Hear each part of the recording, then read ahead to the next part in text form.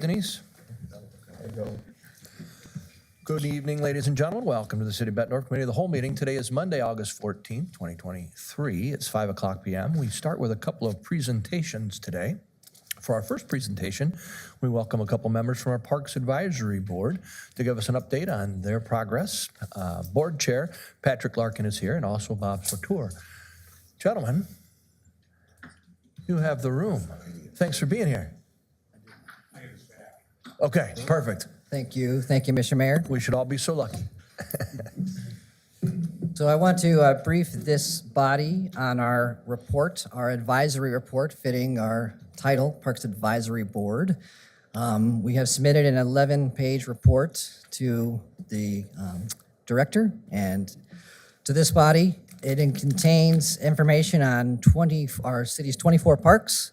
Inside the report is a high level of detail, if you care to read more about that. I'm going to focus on just a couple of recommendations as you head into the October strategic planning season. For some things for you to consider in your governance and management of scarce resources.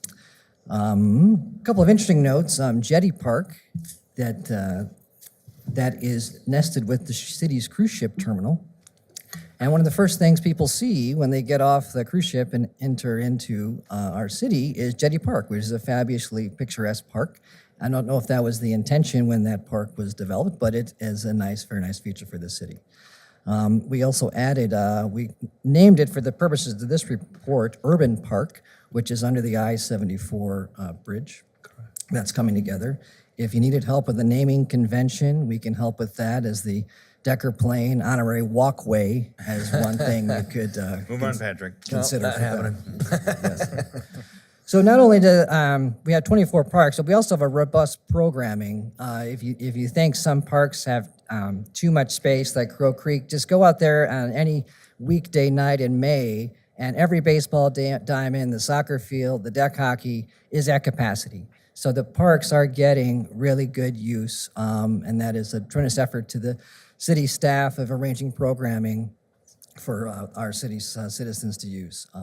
So our high three that are highlighted on the first page for some infrastructure additions, and one is at Lincoln Park that has the splash pad that gets a tremendous amount of use. It's a magnet splash pad in general. Rock Island has one, Davenport has one, and they get heavy use.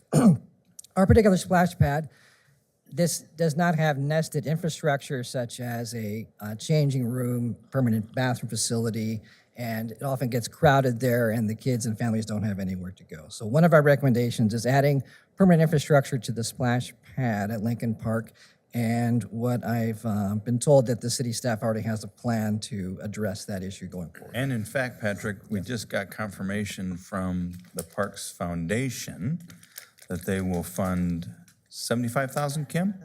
75,000, and we have an estimate of about 200,000 for that. And we have monies already set aside to accomplish that. So your recommendation is going to be accepted. Check the box, you're done. Box is checked. Yeah. Okay. Awesome. Good deal. The next one is that one of the programming successes is the city's playground camps. Multiple playground camps. My kid goes to one of them. It is a strong magnet. I pick my kid up at 4 o'clock and he is thoroughly wore out, gets to play with the big kids. What's more fun for a little kid than playing with high school and college kids for them? So real success there. And we have a recommendation of upgrading the shelters that are nested with the summer camp programs. For example, Edgewood is a robust park, but the shelter is probably 1960s, 1970s vintage. So if you're looking for something more in the strategic planning session and where should we do upgrades, look for something that's nested with, connected with a program that supports that particular park. And then adding additional splash pads, because the one we have is so successful. If you wanted to look for additional places to put additional splash pads in the community, those are very popular, and I think the strategic plan that's being developed may show that interest item as well. One item we did not get into in our report is the community center and a long-term advice for that particular project. And we discussed and deliberated at length in our committee, and we decided that that was beyond the scope of what we could advise on, a long-term project for that. But something we did discuss was building partnerships and capacity to build partnerships. And we have 2 school districts that have probably 10 schools and gymnasiums, fixed infrastructure, already sunk in, air-conditioned spaces, and not all the functionality, but there may be some opportunity to develop partnerships with the school district. And just having been in the Navy, and when you have staff-to-staff relationships trying to get something done, it's often like pushing a rope on the other side, which is often, and this isn't just our city, but every city around the country, cities and school districts have just, I think, a difficult challenge in collaborating. So it takes leadership on the staffs and elected leadership on both sides to make it a priority. And then the staff trust and relationships develop over time. So developing partnerships with the school district, if that is something that would be helpful, that's some of our advice is going forward. It may be not all the functionality of the community center, but some, and nested with the programming. And Hoover Park is a great example of that, where there's already passive cooperation happening. You have Hoover Park, Hoover School. The parking lot is shared by people that use the park, are parking in the school's parking lot. You have a parallel effort. The school has a playground, the city has a playground nested right next to each other. So there's already passive cooperation between the 2 entities, and that would be some place that maybe if there's interest that you could grow partnerships there going forward. So I'll just kind of pause there. If any has any questions about the report, we're available for recontact, and hope it's helpful as you head into your October planning season. It'd be very, very helpful. Questions to my right? Yeah. Nick, go ahead. Patrick, thank you for the overview. It's been very helpful. And I will echo the sentiment around the playground camps. My 3 kids absolutely love it. So the one thought you mentioned, additional splash pad. Did you have a recommendation on location for that? We did not have a location, but I can take that agenda item up back to the board of identifying specific locations targeted for additional splash pads. Very good. Okay. Thank you. Lisa? Can we get a copy of the report? Yeah, I thought that, I think we have one. we thought that you had seen it. Michelle didn't put it in the packet, but I just told her to go down and make a copy. So before we leave the meeting, you'll have a copy. But we had thought that it was sent to you already. Okay, thanks. Yeah, well, MC. I thought so a while back. No. Kim, did you have anything on your thoughts with regard to things that the committee had worked on, our advisory board?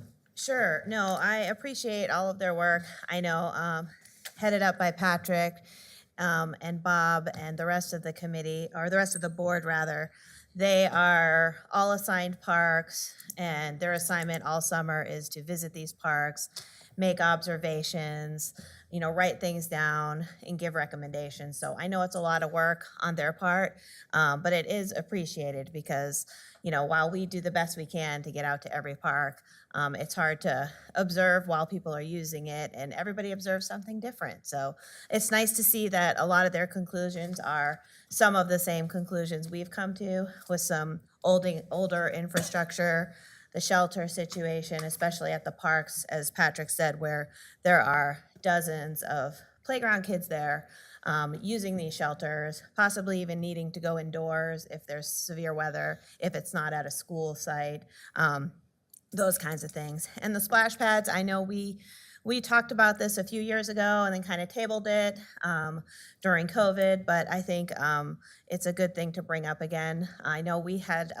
Brian and his crew had scouted out some possible sites that might work as we look to sort of these neighborhoods more than not so much a destination place for people all over to come, but just a pocket neighborhood for a splash pad, just like Lincoln Park and the success it's had. I think we have a couple of places that might work in. So I think those are great recommendations, and I appreciate the advisory board for all their work.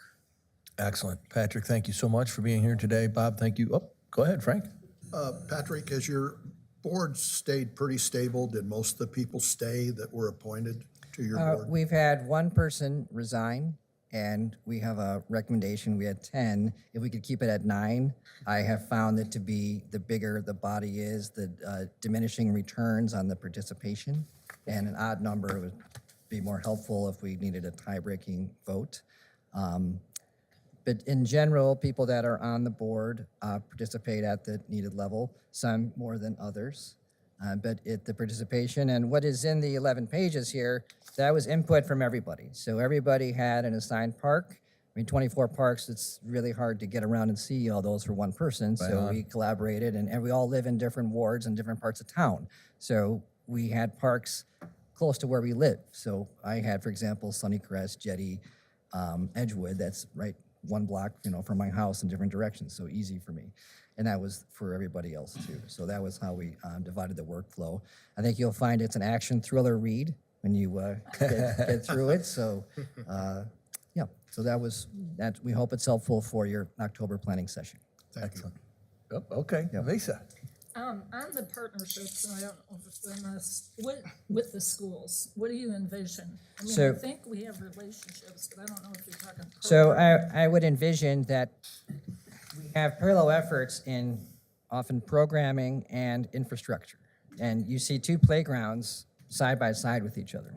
Okay. And also gym space in, and inclement weather days, we have 5 playgrounds, camps outside, sometimes 80 kids in each one. They all can't fit in the community center. So can we get access to gym space? And I know the school district has programming too, but not all 10 schools are gonna have, but it always comes down to, at the staff level, who has the key, who's gonna clean up? And it's just hard for staffs to do that. And, then it comes down to memorandum of understanding and writing, and just eventually both sides just end up building their own infrastructure because it just can't get there from here. Yeah, that's my thoughts on the matter. Yeah. Greg. Thank you, Honor. For Decker, the normal, whatever, I used to be on the park board long time ago. Yeah. The normal cycle of replacing playgrounds and stuff, that'll come from staff. And then this is just major considerations kind of stuff. Well, I think the report reflects what they felt were strengths and weaknesses throughout. And At the parks. we're gonna, we already are incorporating some of it into our workflow, and some of it is policy-driven as well. So I think there's a nice mix here from the report for things to consider. But our CIP has been upped, as you know, the last couple of years with playgrounds. And so Kim and her team, as we get ready for goal setting and budget, will take the report after we visit with you, kind of synopsize that, condense it into the budget, and recreate the 5-year plan like we always do, and try to make sure that we're hitting the most needed and most wanted items. Okay, thank you. Thank you. So as you get into further detail, the report contains things that are working well and our recommendations for improvement. Now, the recommendations for improvement are in a perfect world with unlimited resources. So we know that not everything can be addressed. That's why we tried to identify a top 3 on the first page as a priority for the next year. Perfect. Is there comments in here about the memorial? The memorial was not Burns Park? addressed in this particular Okay. document. Last page.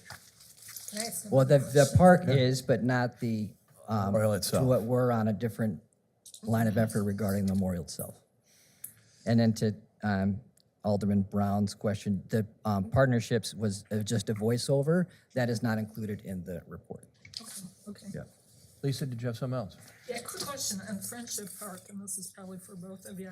I worked on that when we established it. Sure. And some of those trees are memorials that people paid for. And I don't know if you guys have ever noticed, there's memorial plaques and stuff next to them.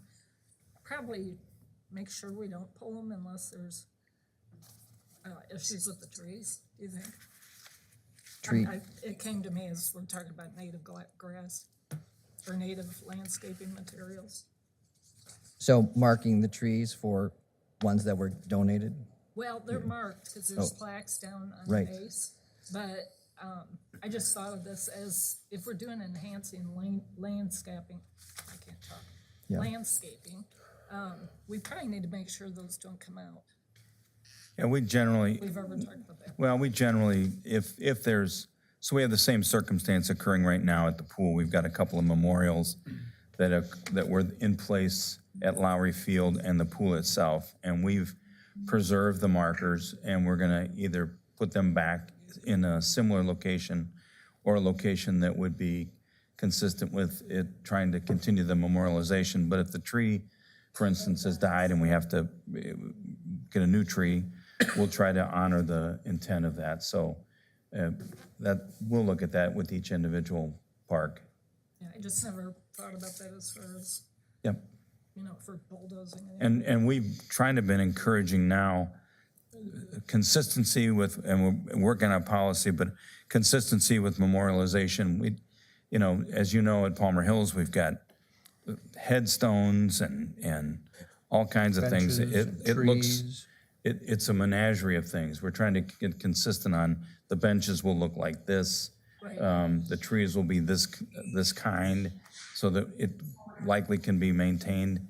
But we're working on that as we speak, because we're getting too many memorials in different formats that just cause a lot of confusion about what people expect and what we can maintain and do over time, so. Okay, great. No, it just came to me as far as how we handle that. Anything else? Okay, Jerry. Thank you, Your Honor. I'm going to follow up on partnership. It seems to me when we moved to Bettendorf many years ago, the school districts and the city had those partnerships in place. And it's interesting because the same taxpayers pay for both facilities. Yes. And so I don't know what happened as to why they disappeared. So it could be, maybe they are there, and our capacity board, we don't necessarily have all information available. This was just one thought we had with Absolutely. partnerships, and maybe the partnerships are there. I don't know. To an extent, they are. Yeah. Yeah, and sometimes at the level of how do we utilize that gym space, as you suggested, in inclement weather, that may not be there for all buildings. Yeah. So, and there's been a lot of turnover. There's every single elementary school this year had a new principal, and one of them's already not the principal for next year. So there's all kinds of turnover, and we'll have to in the Bettendorf system. So we'll have to continue to work on that. That's something that takes concerted and constant effort. Yes, sir. Politicking, consensus building, and it takes a lot of connective tissue to keep those things in place over time. Yep. Yeah. Yep. Okay, well, thank you very much, Patrick and Bob. We appreciate the work of the advisory board. Thanks for the report, and perfect timing, you're right. That gives us an opportunity to digest it, to let staff digest it, see what we can work into the CIP, and then look at some policy as to where those things might be and what we can do coming up in goal setting. So thank you both very much for being here. We appreciate you. All right. Thank you, Mr. Mayor. Thanks, Patrick. It was awesome. Contrary to your colleague, you were on time. Come on now. All right, we do now have an update on our community survey through Zen City, and for that, we welcome our community engagement Nice to see you, manager, Angie Sharp, and our assistant city administrator, Thanks, Bob. Jeff Ryder. Lady and gentlemen, you have the floor. Good evening, Your Honor. Thank you for the time this evening. Angie and I are going to talk a little bit about the community survey tool that Zen City offers us, amongst other things that this service does provide. And I just have to tee this up and suggest that for the first few years of our engagement, Zen City was regularly in contact with us and provided us a great resource, yet with some of our staffing situations, we never really took it to the level we felt we knew we could. And with the hiring of Angie, she's taken it to the next level of really diving into the tools that they have available. And I think tonight we have some pretty exciting updates and a recommendation we'd like to make to you at the end of our presentation on where we go in the future with our community survey. But I'm going to turn it over to Angie to talk a little bit about all of the things within the Zen City platform and how we're utilizing some of those. And I'll just kind of interject some color along the way. So Angie? All right, thank you, Mr. Ryder. Thank you, Your Honor, and members of City Council, just for giving us some time to talk about this topic. We have learned so much about Zen City over the last year, and now we're ready to communicate that with you and hopefully do that more often. I think that's going to be the goal that comes out of this as well. So tonight we are going to do three things. We're going to give you a refresher on Zen City and how we're using it. We're going to provide the latest results of Zen City's survey on our community, which is a tool that they started implementing with us a year ago. And finally, we're going to discuss those results, answer questions, and give our recommendation on how to move forward with community surveys. So I want to start with a journalistic mindset, if you could forgive me for that, the who, what, where, when, why, and how of Zen City. So who is Zen City? They're an all-in-one community engagement platform that the city's been a client of since 2019, but as you'll soon see, we're more active on it than ever before. What does Zen City do? This platform provides a snapshot of our community's conversation, as well as gives insights, reports, surveys, engagement web pages, and much, much more. Since we joined Zen City in 2019, it's collected more than 1.3 million data points about our city, mainly social media posts by us, about us, and mentions of us in social media posts and comments. Where is Zen City accessible? Anywhere where you have the internet. It's a great tool. When is Zen City accessible, and when are they working for us? And that is year-round. And today, they're closer than ever to us in regards to time zone. Some of you might remember when we started with Zen City, our program manager, our representative, was based in Israel, which is where Zen City's HQ is. But now, to be more personalized to our needs, and because we're using it so much more, our rep is based in Florida. His name is Nadav. He's a very nice guy. We used to meet with Zen City once a month. Starting about a year ago, we've been meeting twice a month. And that's keeping both parties really engaged with one another and helping us really push and move forward on some of the exciting things that we're going to show you. So instead of paying for a service and kind of letting it just sit on a shelf, we're really engaged with each other and using it to the best of our abilities. And why is Zen City so important? It gives a voice to the silent majority with respect to the vocal minority. It's so easy for us to focus all of our energy on the vocal minority, right? But by seeing and analyzing both of these groups with respect to each other, Zen City gives us a really clear picture of what people are saying, and hopefully that will help all of us make more informed decisions. And last but not least, how does Zen City work? Well, please allow me. And instead of showing you this slide after slide, we're actually going to go directly into our Zen City account, and I'm going to show you what we work with every single day. And just as a reminder, Mayor Gallagher, members of City Council, you have access to this platform as well, so you can see it whenever you'd like. So this on the left side of your screen, you can see is the organic part of Zen City that we're in. This is a dashboard that has a lot of information, and if you're overwhelmed already, I don't blame you because I was in your shoes this time last year. But you can customize this in many different ways. First, we can customize the time period. So I'm actually going to put us, since we're talking about this year, to the beginning of 2023, so that we have a really, really good look at what we're looking at. We can change our sentiment to just positive, neutral, or negative. I'm one who needs to see the good, bad, and ugly of everything, so we don't really touch that very often. We could also change our channels. So there's official channels, which are the city's channels. Unofficial are news pages, school districts, and that is why you're seeing in this word cloud here that the most popular word is school, because when you click that, you're gonna start seeing stories that aren't necessarily from our sources, our official sources, but from the newspaper, school districts, things like that. So we're gonna go back to this and we're gonna actually change this to official sources. And that makes the picture look a little bit more clear to what we're working with every single day. So parks, library, community, council, Gallagher's in there, so that's all good things, so that we can really hone in on the issues that are affecting our community.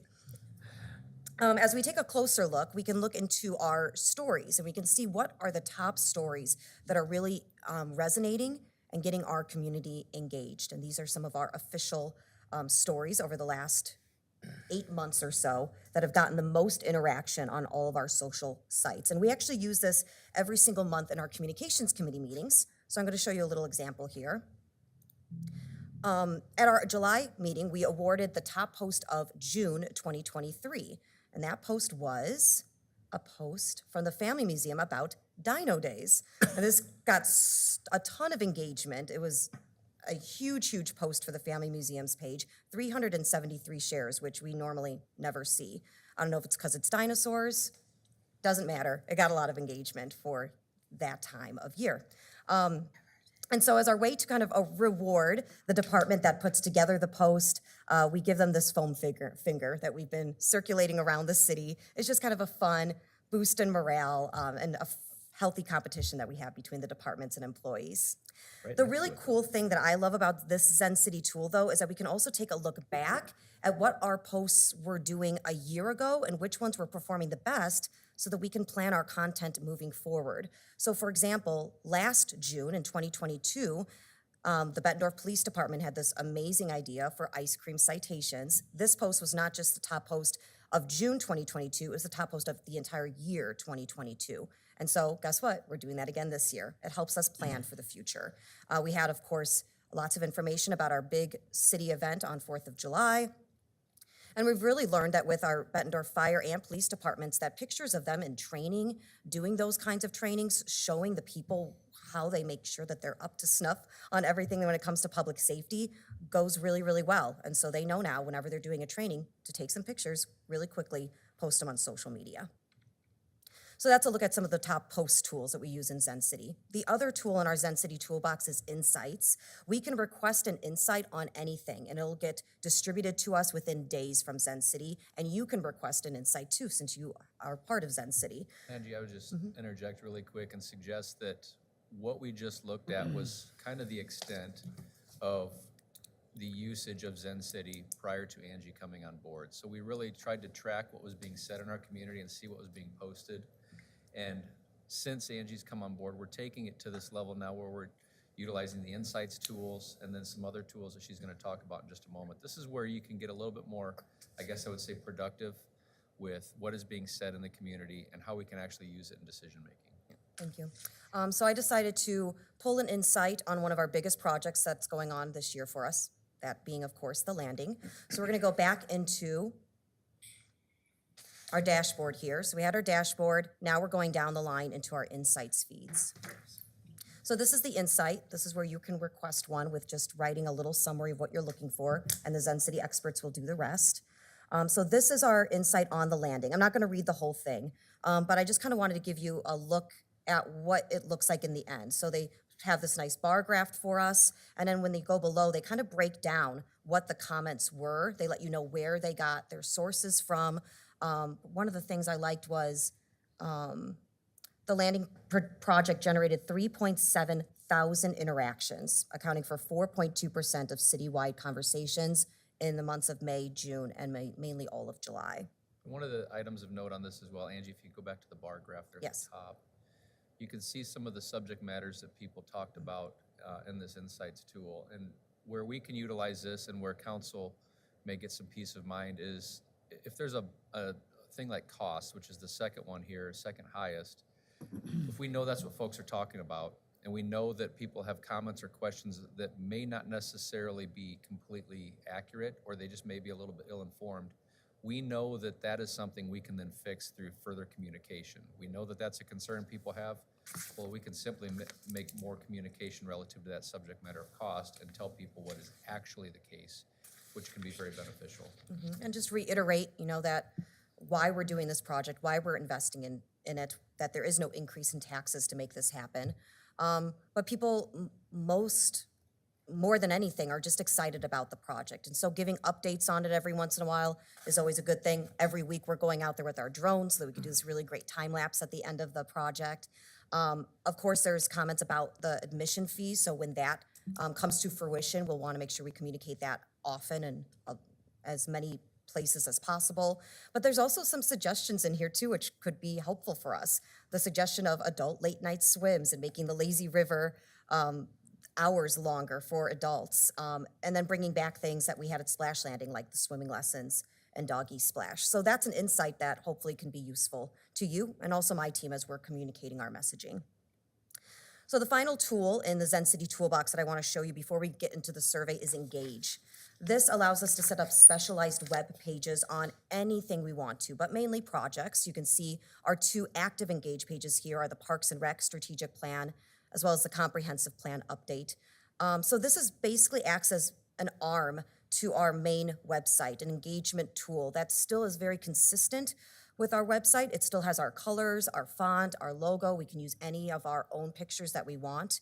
Provides a summary of the plan, a very nice quote from our Culture and Recreation Director, Kim.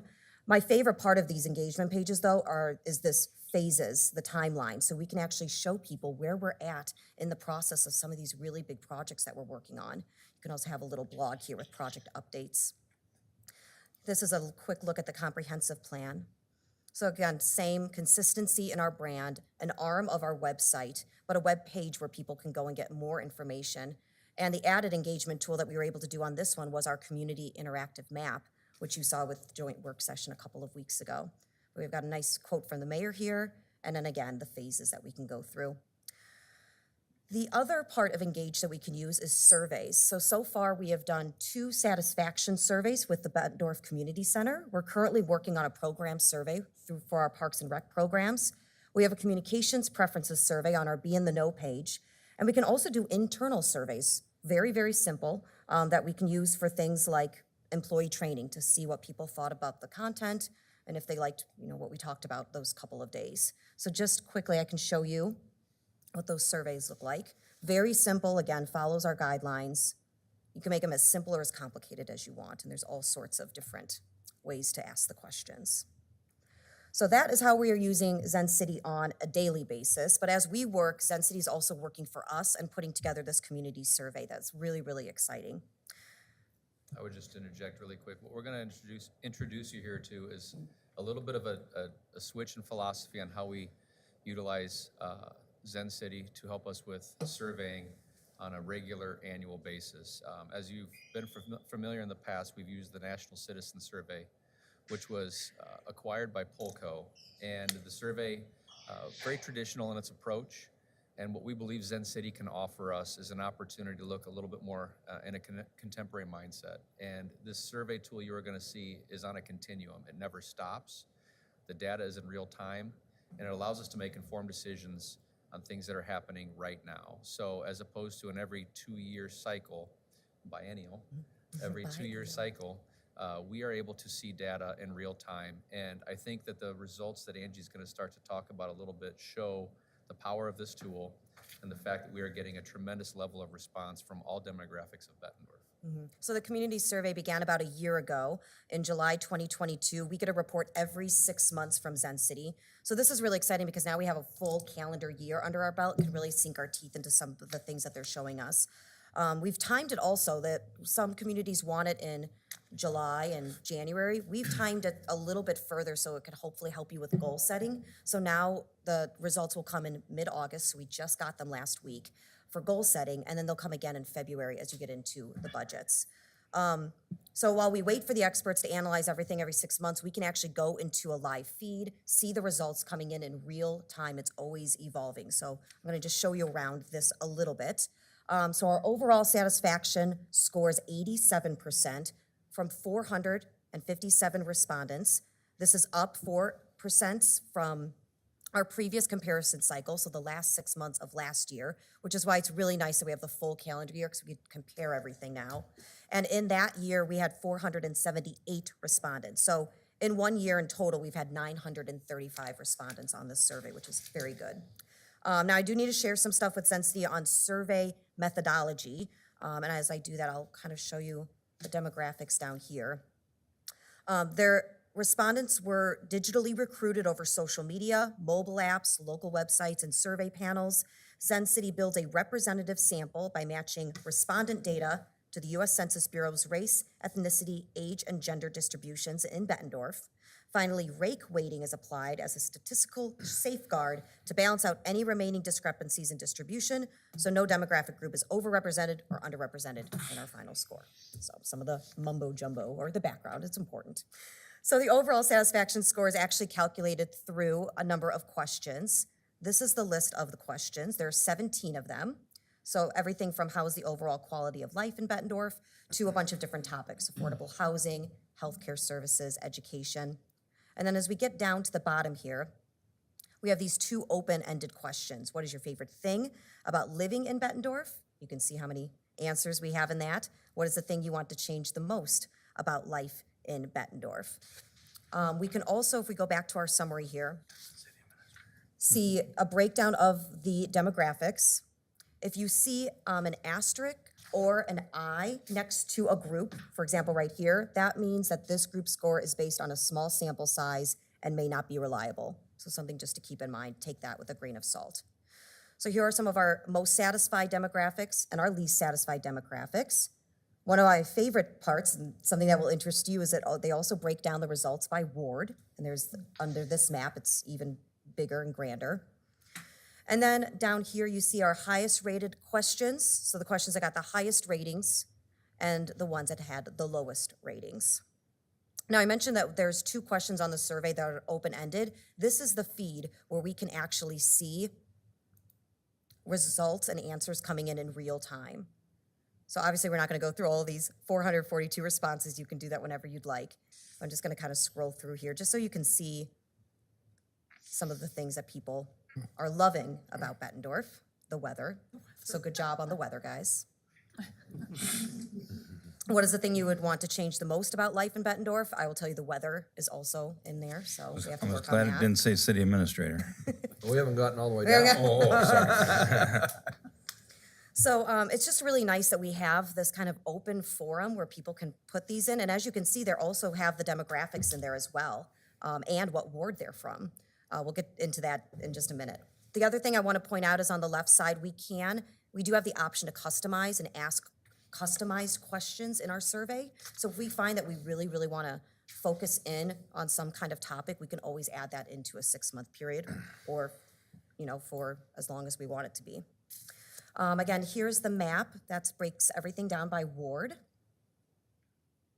And Councilmember Connors is going out on top like Michael Jordan. The satisfaction in the 3rd ward is very strong. 95%. Very tolerant group of people. And then back to the list of questions, you can actually click in here to just see more of a little bit of a breakdown.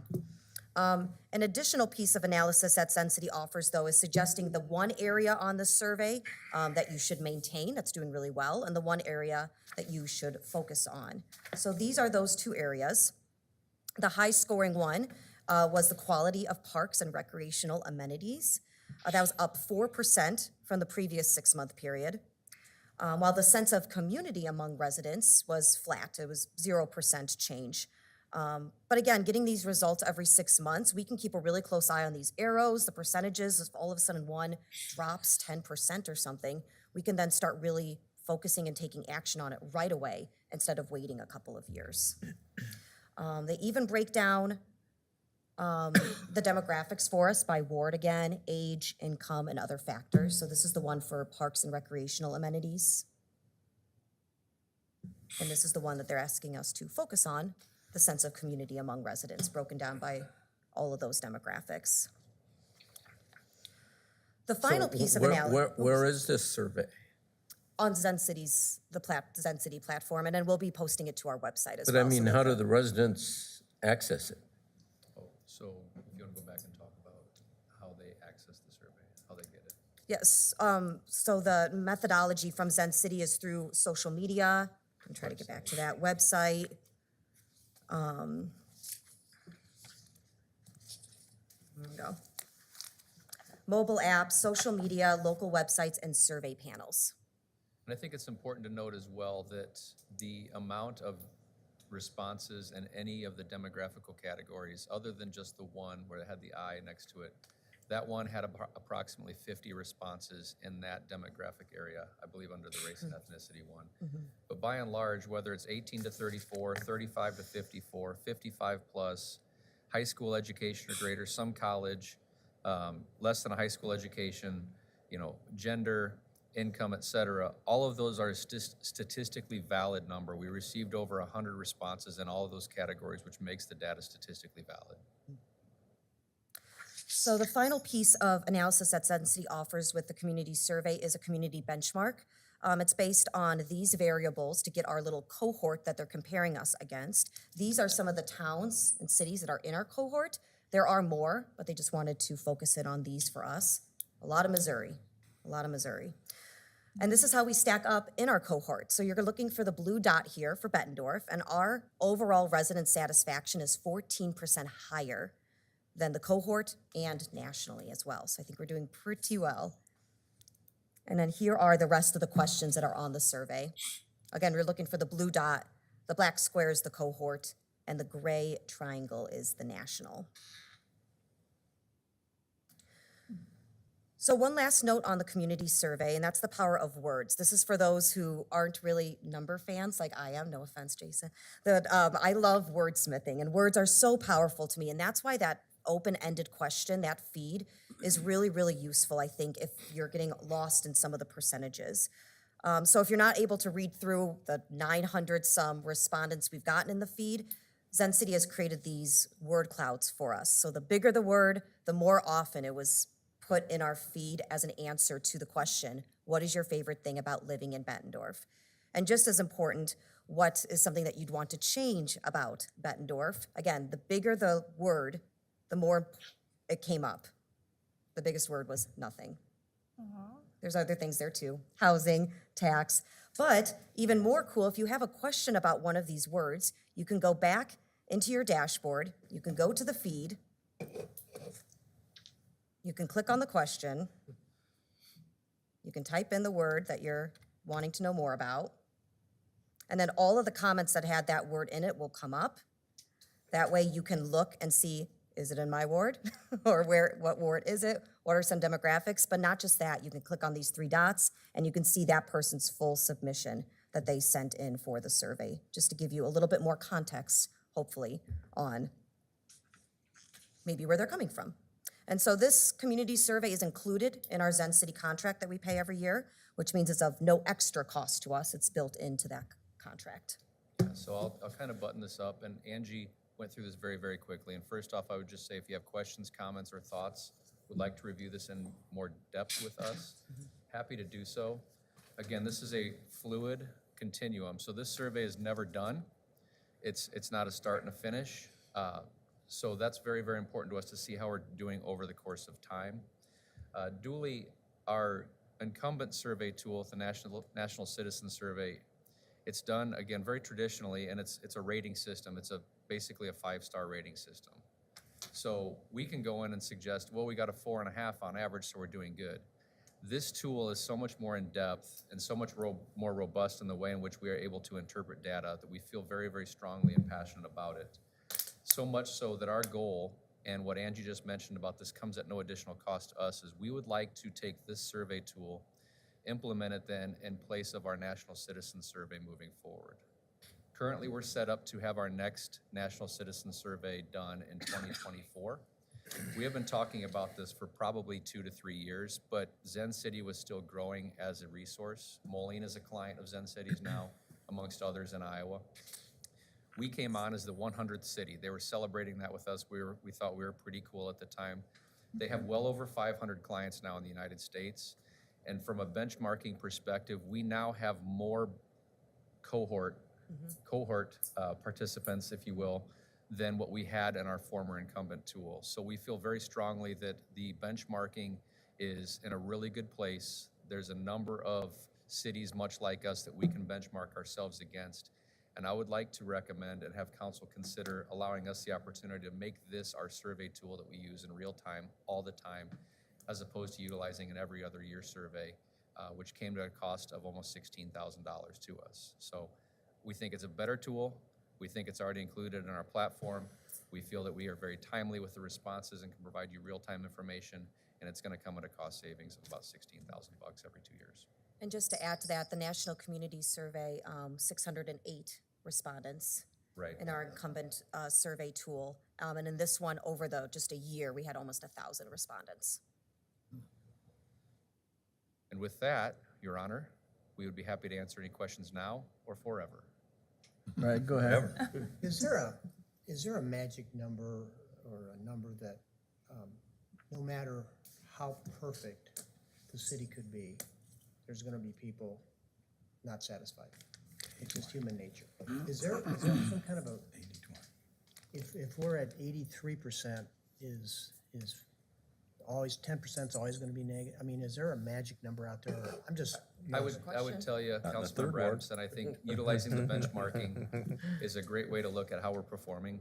I don't know if there's a magic number that suggests if you're performing at 90%, you're an elite category It's or not gonna get not. much better, yeah. Right. But as long as we feel as long as we're comparable to our other cities, and from a benchmarking perspective, we're performing higher or at a satisfactory rate to council, I think we're doing a good job. But I don't know if there's a magic bullet. I want to emphasize the point too, Councilmember Sexer asked about where we got the data. All of these responses culminated into statistically valid data. I mean, we have well over 100 responses in every one of the demographic categories. So the data is something that is well vetted across all of our demographics, and it doesn't represent one individual audience base of the city. It represents our city as a whole pretty strongly. Go ahead, Greg. One more. People that don't know about this yet, what are we doing to get the word out? No pun intended. So Zen City has provided us the tools if we want to post about this, if we want to kind of do our communications and use all of our communications tools. We decided for the first year we wanted to just be Zen City and come organically. You may have recently seen a press release from Moline showing that they're doing this community survey from Moline. That was a press release written by Zen City for them to put out if they wanted to. We decided for the first year, let's just kind of see how it goes without us pushing it out there. And we can decide moving forward if we want to maybe put it out there. I would Something to talk suggest, if this is the initiative and the tact we wish to take, we would get more aggressive with us pushing the information instead of it just happening organically over their platforms. We would make this more of a concerted effort on our part to say, this is our survey tool. This is what we do. Suggest if you have questions, comments, concerns, take this survey, and we can certainly push it a lot more. I would tell you that nearly 1,000 survey responses over this year, we would get a substantially higher number if we started then to push it more. So we're gonna get a pretty strong response. Thank you. Thank you, Your Honor. Anything else? Yeah, and this might be more of a discussion for offline, but are these tools that they're using to pull this data native to Zen City? Are they scraping Google Analytics and some of the other tools that are out there? Do we know how this tool has been built sort of on the back end a little bit? So I think one of the things too, you're hitting on a button that's very timely as well. They are starting to really implement the utilization of AI and artificial intelligence in the way in which they are building some of their platforms. So we are just scratching the surface with them on some of their AI tools. But a lot of this is organic or open source type of information. It is a proprietary tool and a proprietary methodology to them. They're a startup company. Startups try to get going and then they sell, right? That's what they do. But they are very much, I would say, like an open source type of platform, yet it is proprietary. We couldn't go build it ourselves or find another tool similar to it. The unique thing about it too, Councilmember Palczynski, is Angie hit on this, and I wanted to emphasize it before we left. A lot of companies, whether it's a survey tool, whether it's a consultant, whether it's any sort of vendor you utilize, if it's a service-based model, they tend to set it and forget it. If they sell it, it's on us as the consumer then to utilize it and draw on their knowledge whenever we need it.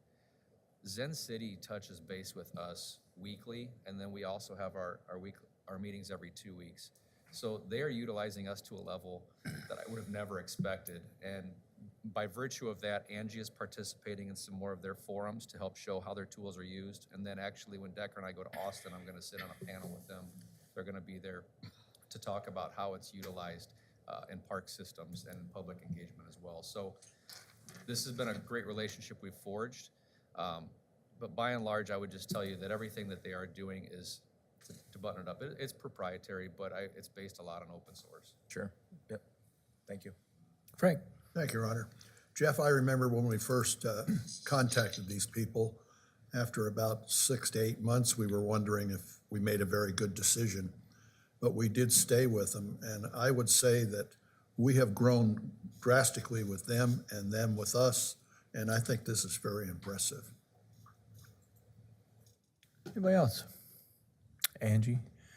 Jeff, thank you very much. Appreciate your work and your team's work in this area. Keep us posted, and we look forward to more updates. And continued work. Thank you very much.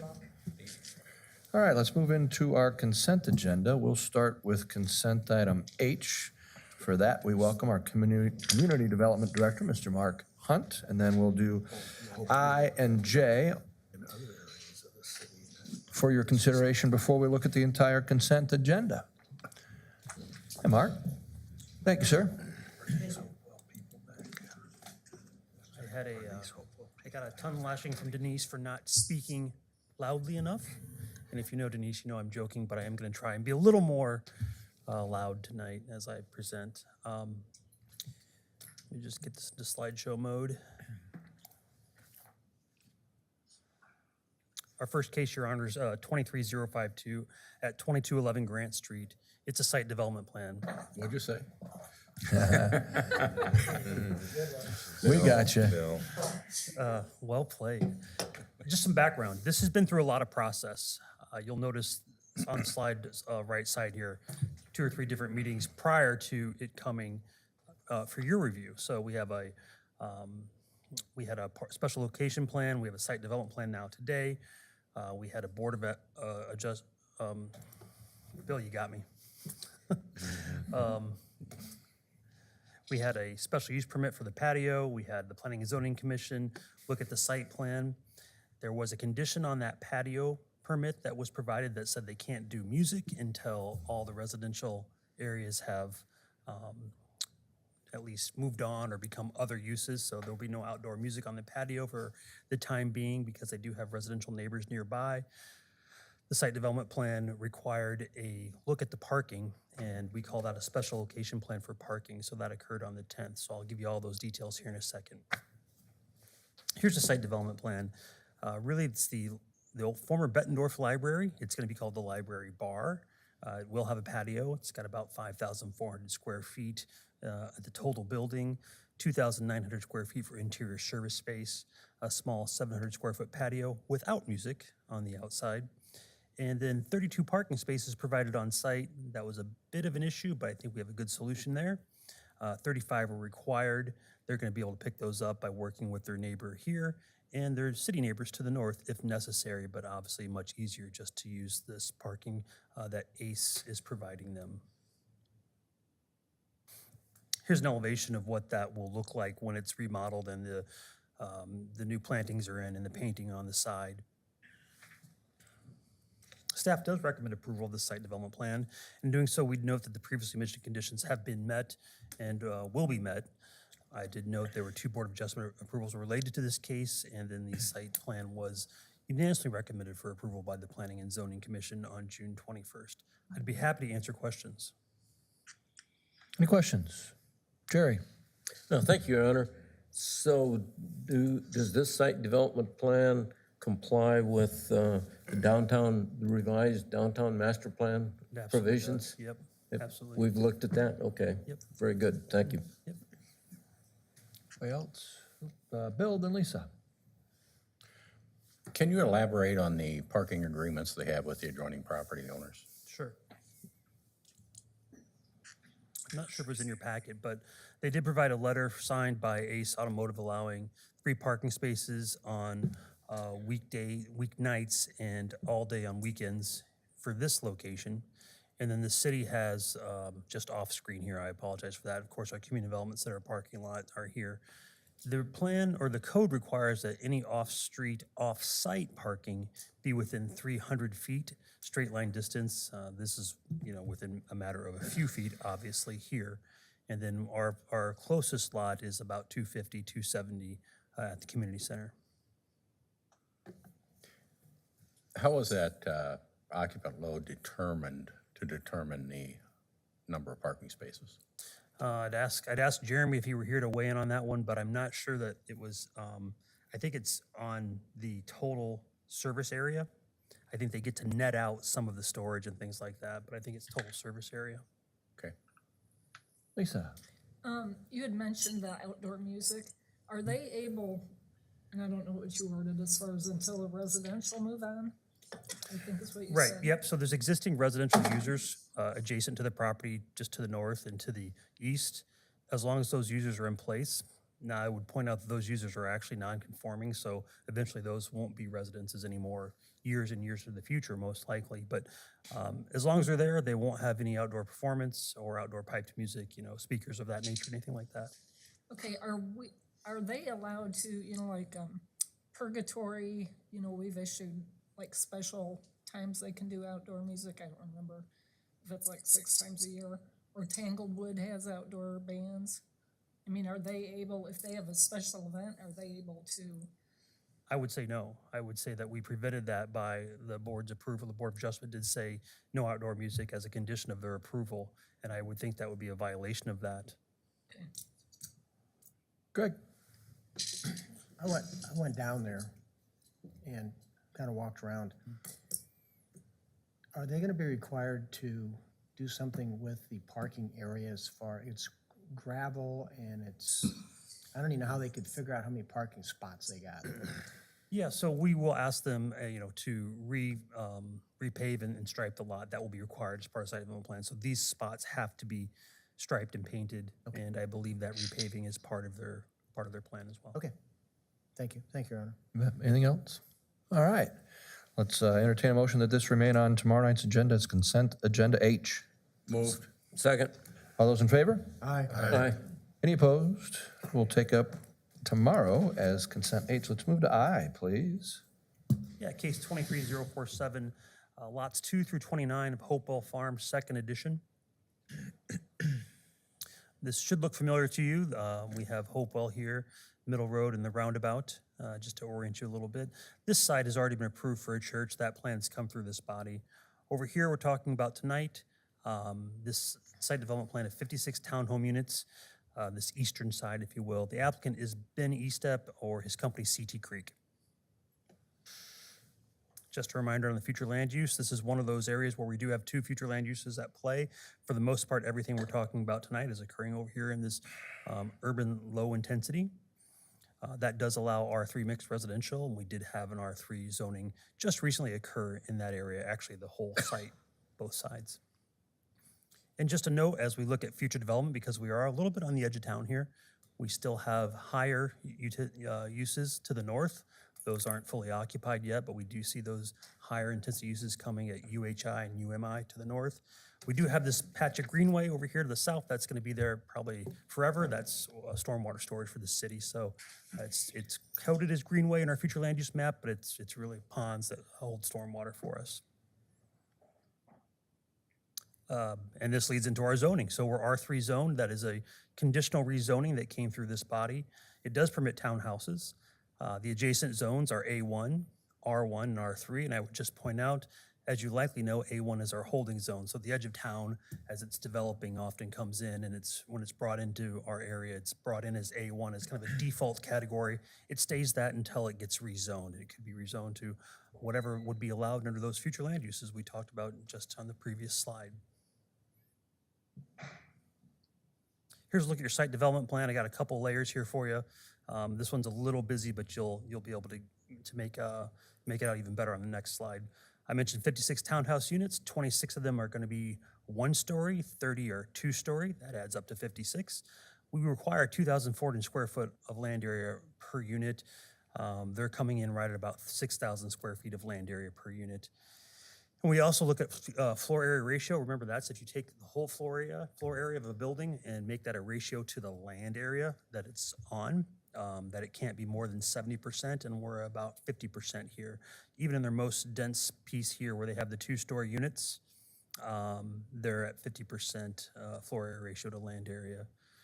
I think you're familiar with this. We've gone through it a few times, but we do extend this city road to the north. That's a requirement for our transportation policy. All right-of-way provided here. We have some stormwater detention here as well. And these surrounding lots, remember, those are the 1-story townhome style, and your more intense lots, the 2 stories, will be in the center and then at that northern piece.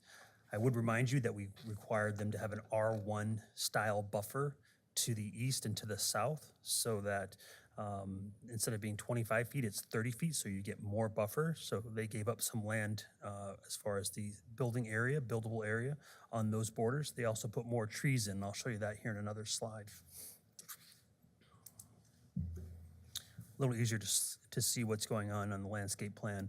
So they're gonna meet the landscape requirement of 117 or 102 trees. They're actually gonna meet it at 117 trees.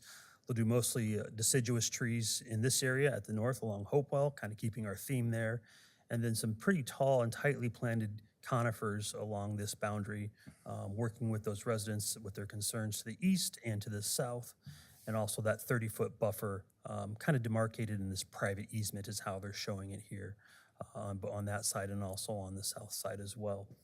Outlots A and M, I did mention before, for that stormwater detention. And I also want to point out, as is common practice, we have the floodplain in the middle of the slot. If you've been out to the site, there's kind of a swale that runs through it, and that's all put in an outlot, which is standard practice, creating that outlot to keep development out of the floodplain. And we even, on the back sides of some of these properties, create these smaller outlots where they do have a little bit of flood infringement on their properties. Lots of good reasons to do that, but they did a good job, and I just want to make sure you saw that here as well. I think I mentioned the conifers, but again, 60 and 34, and we do have a special requirement on their height, so they have to be of a certain height. I think it's 20 feet, but that's later in the presentation.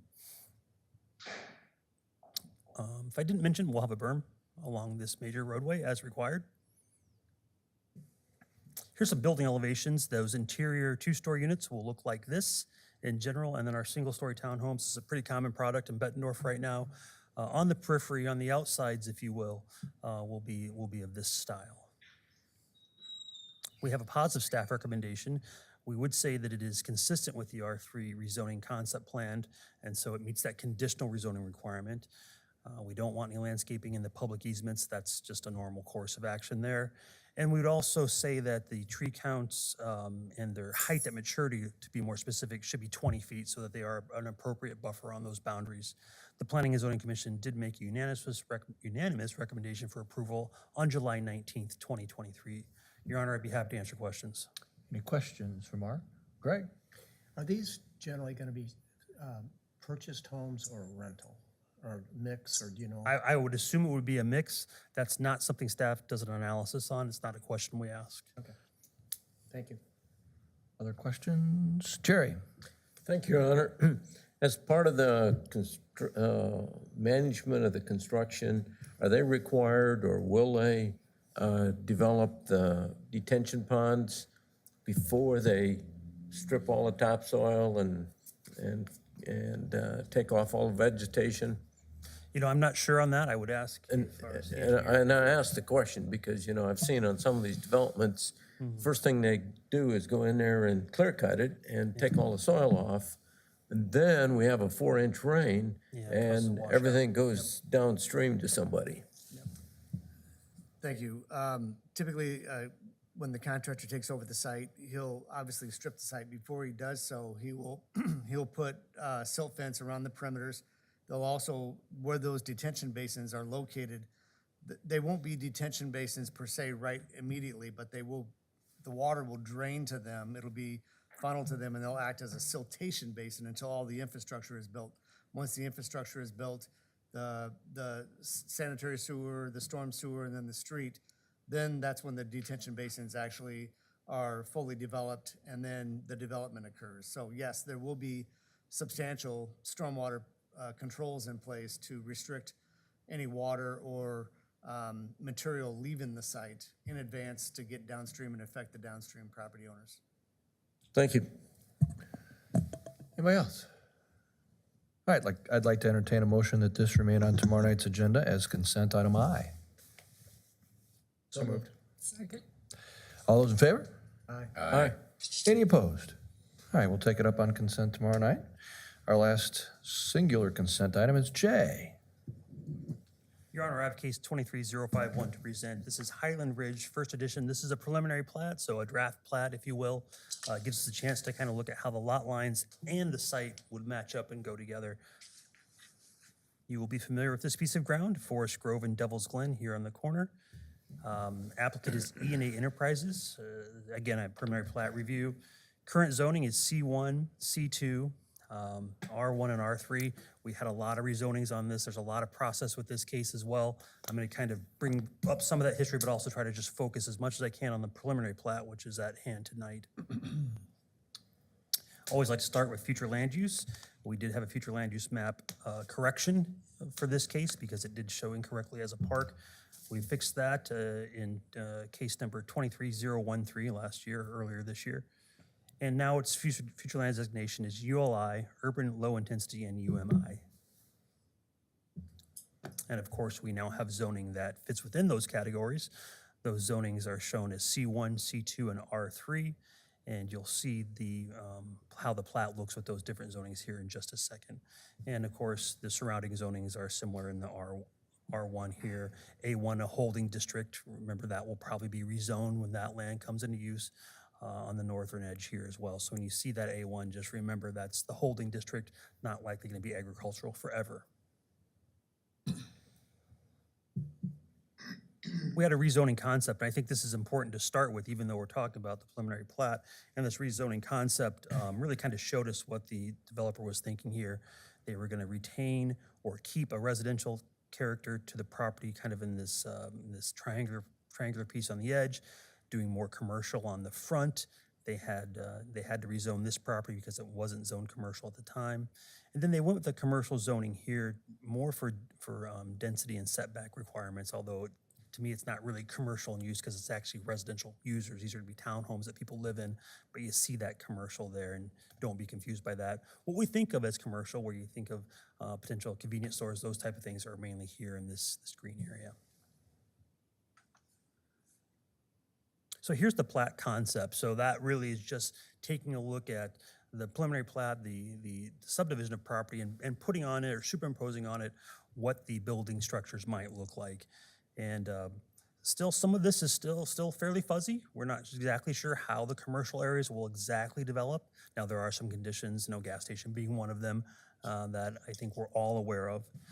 But pointing that out, that they may have this type of nature and kind of showing some of those uses: coffee shop, restaurants, offices, general retail, those type of things. Moving into the residential pieces of it, you see mostly townhomes through this side, threeplexes for the most part. Throughout the development, and then up along the cul-de-sac as well. I will point out the private right-of-way does not include this drive lane here. This is actually, although it's built to our standards, it's 53 foot wide. This is a private drive access lane for the townhomes that are down here to the southeast corner. We have some stormwater retention in Outlot A. We have some just basically open space, green space here. We're going to take care of our snow storage. We have cul-de-sacs, but because we have all this open space here and along this side property line, we do a good job with our snow storage on what's a rather short cul-de-sac. And then this, of course, will be privately plowed, not a city requirement. We will not be providing snow storage there. We have a berm along the roadway and tree plantings as well. That berm will have to taper. We don't want the berm to cause sightline issues for pedestrians or traffic, of course. And I think that covers most of the kind of site plan slash concept plan over the preliminary plat. Mark, how is that road below the commercial side? Is that lining up with residential across the street? Because that was a concern. Or Yeah. is that being altered? You've still got No, that this lining up? road will line up, yeah. We do not want to offset intersections.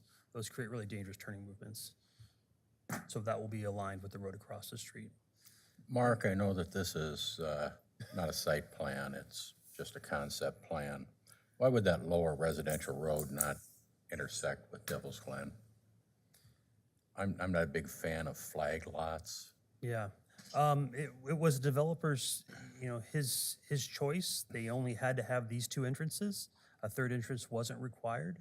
And they did meet the code with just having 3 lots here and just having that extension of that private drive. I'd like them to maybe think about that before they come forward with the site development plan. Understood. Like I said, we have had these flag lots in the past and they haven't worked out well for us. Did you get through with your remarks? I have a couple more slides, Your Why Honor. don't you do that, and then we'll go with some questions. Yes, sir. I zoomed in on the plat here. Sorry about the wording, but I know you have a printed copy in your packet. So here's the preliminary plat. This is really, just showing the actual property lines and kind of taking the conceptual stuff out of it. We're really just talking about how we would divide up property where those property lines would be located. 40 lots, I think we talked about the outlots, A, B, and C. I think I mentioned those. Lots 1 and 40, let me highlight those, 1 and 40. Come on, slide. That's where your commercial is going to be. We showed you some concepts. Again, not exactly sure how that's exactly going to work out. 2 through 39, that's all of these. That will be your residential townhomes. We meet our zoning and bulk standards. When we say that as planners, we're talking about, do the properties fit within the boundaries and are the lots the appropriate size? Yes, 2 thumbs up on that. And all of our other restrictions with this property, we've had a lot of them. We think all of those are met. So that those restrictions that came through with buffering and all that stuff that came through in the rezoning process, we think that's all been observed. We verified that, and we're good to go with this as a preliminary plat. Again, just preliminary now, you're looking at a draft. This can come back, and it sounds like we have a request for it to come back with some changes. Your Honor, I would be happy to answer questions. No surprise, we do have a positive staff recommendation, and the preliminary plat was unanimously recommended for approval on June 21st, 2023.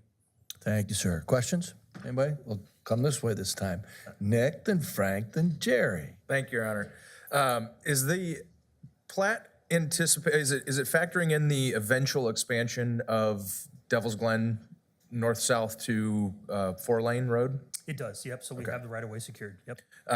Second question would be, adding on to what Councilmember Brown brought up with the Lakeview connection. Has there been consideration of a right-in, right-out, or will this be a trafficked light signal?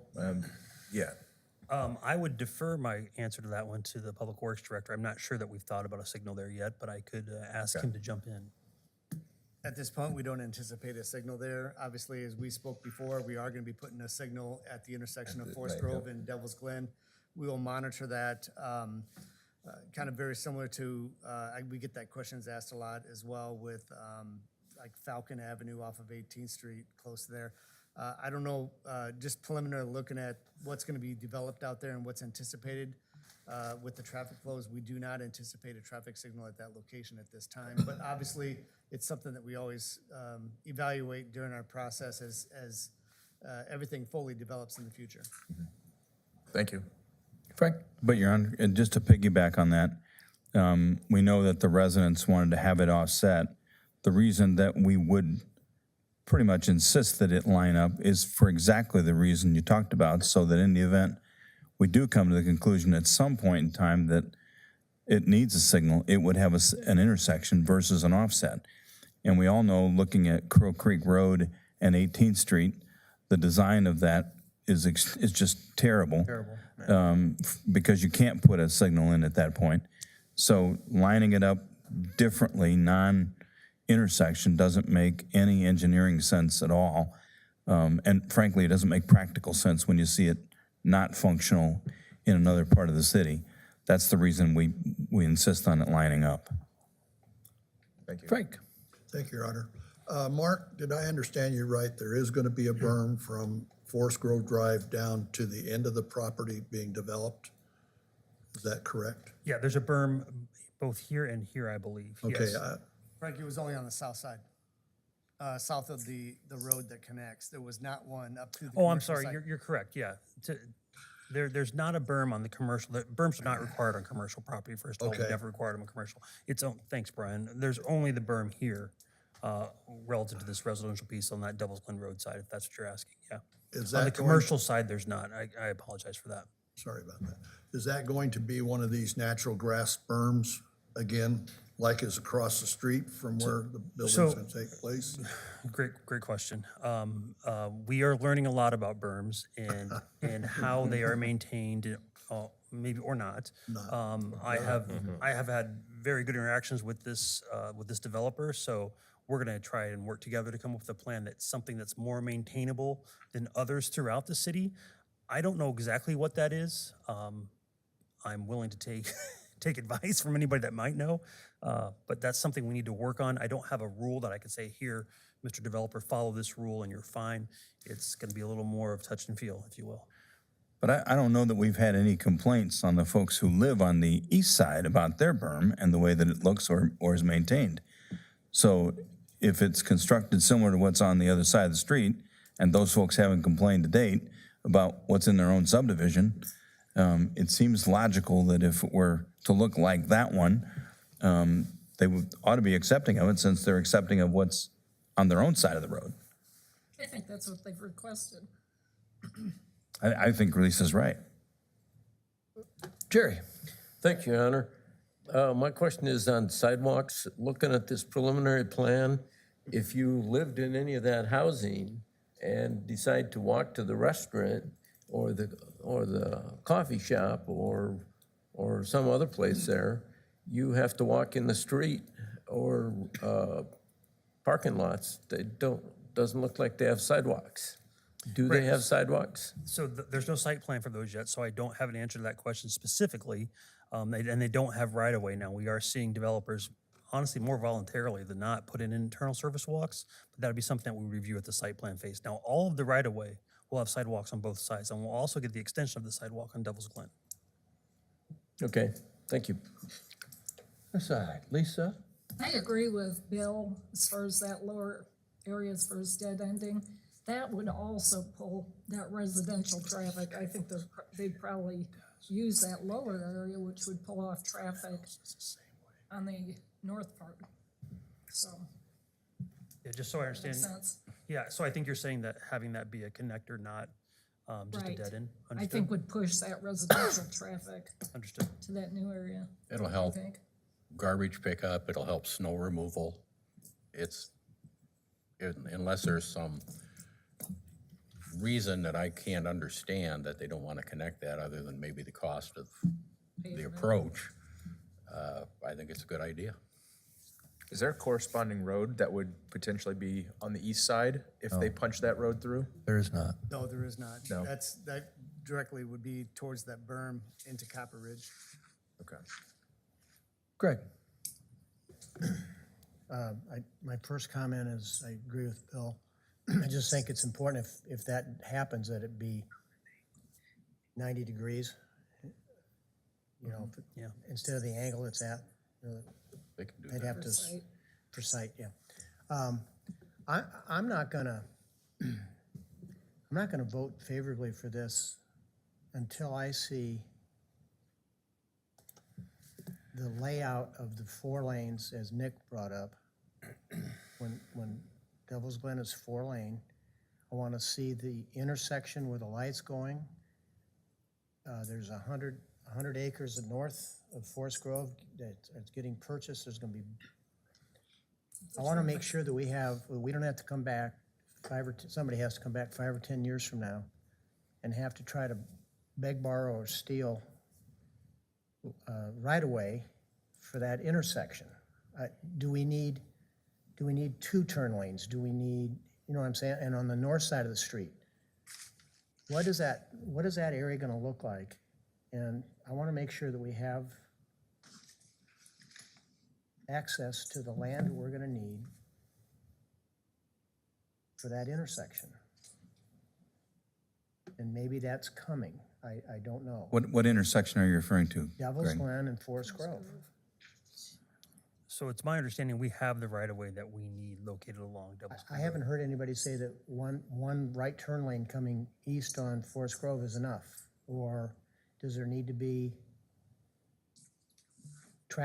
there's gonna be so much stuff going on the north side of Forest Grove Road. And that's gonna be one of the main intersections in the city. I just wanna be confident that I wanna see what that potentially could look like when this whole area is developed and all that land is, because there's no place for them to go on Forest Grove Road, north of Forest Grove Road, except to Forest Grove Road and up east or west on Forest Grove. That's gonna be, Yeah, anyway. Forest Grove essentially dead ends right now at the north. yeah. Right, I don't think we're gonna have the money to put a overpass over Interstate 80. Yeah. No.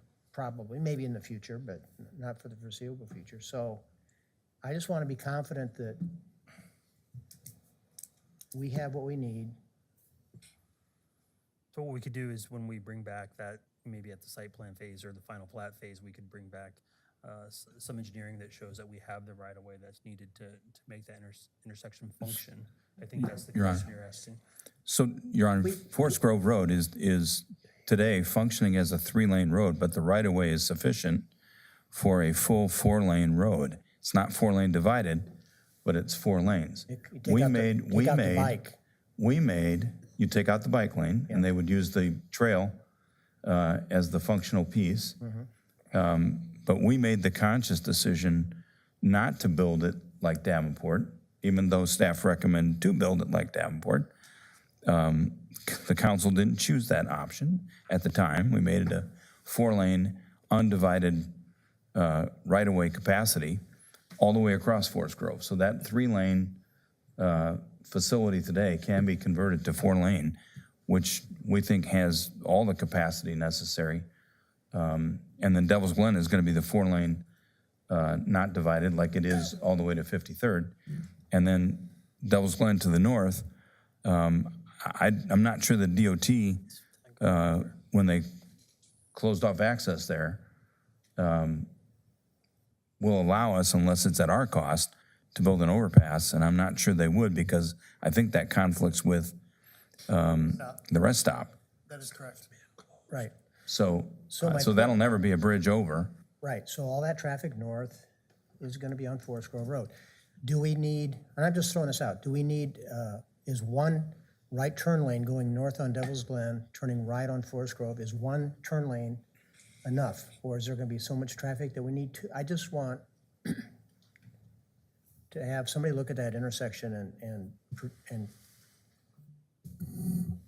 Your Honor, if I can just also just point out, and I think Mark has, stated this, but this is a preliminary plat. It's not Sure. an authorization Well, it really to, doesn't- for it really a doesn't cover that subdivision. It's just, intersection. right, but I think that there might be some of this information we could get prior to the final plat. This is just an authorization to move the process forward. And so I just to keep that in mind as we're, thinking about these really good questions. Anything else? All right, back to Lisa. Sorry, just to jump in with Greg, and I think Bill saw this, they're gonna have, if that's a mess at the corner of Forest Grove and Devil's Glen, they're gonna be cutting through. And then also like on Falcon, next to McDonald's, after that was put in, we had to redo that, am I correct or wrong, with better ways to turn and stuff because of the amount of traffic.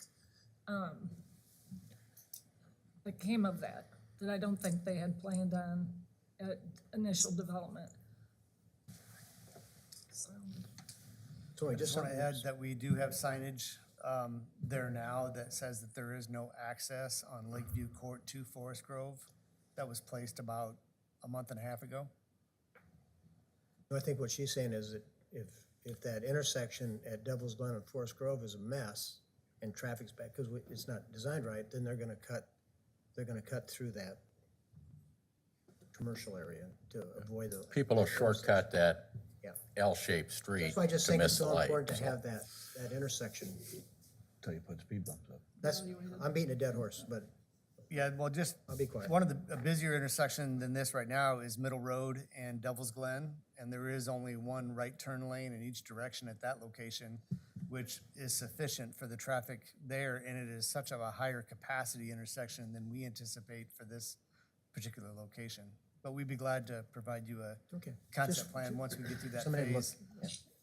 Middle Grove and Devil's Glen? middle Road? Middle Road, Okay. Devil's Glen. I'd like to make a That's motion already done. to remove this from consent and put it on the main agenda for tomorrow night. Second.